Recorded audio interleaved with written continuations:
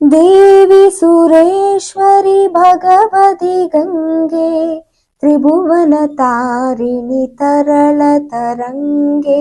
शङ्करमौळि विहारिणि विमले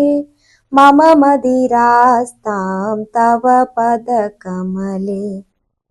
भागीरथि सुखदायिनि मादस्तव जलमहिमा निगमेख्यात नाहं जाने तव महिमानं पाहि कृपामयि मामज्ञानम्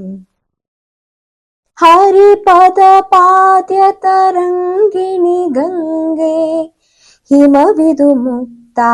धवलतरङ्गे दूरीकुरु मम दुष्कृतिभारं कुरु कृपया भवसागरपारम्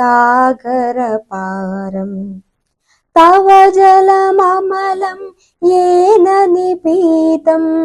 परमपदं खलु तेन गृहीतं मादगङ्गे त्वय्यो भक्तः किल तं द्रष्टुनयमः शक्तः पतितोद्धारिणि जानवि गङ्गे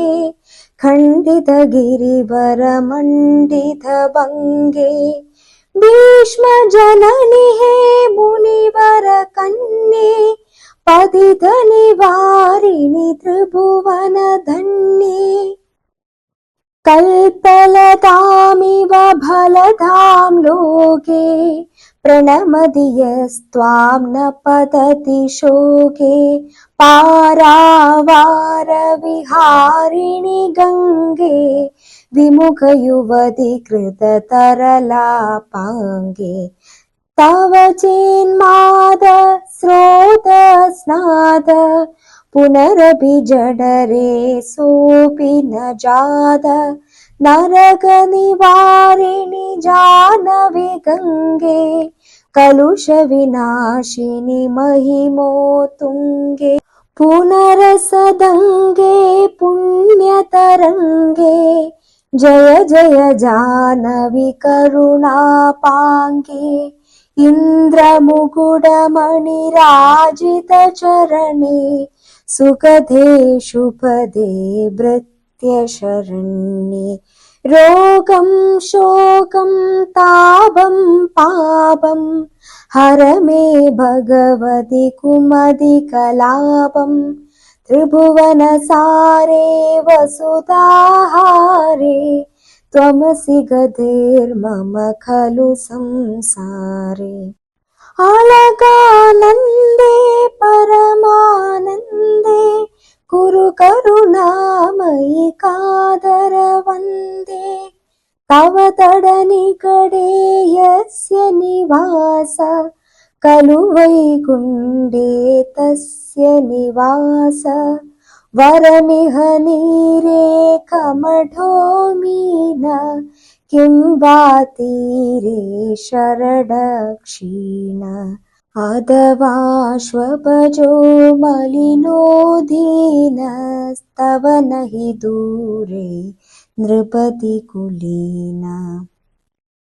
भो भुवनेश्वरि पुण्ये धन्ये देवी द्रवमयि मुनिवरकन्ये गङ्गास्तवमिममलं नित्यं पठति नरो यस जयति सत्यं येषां हृदये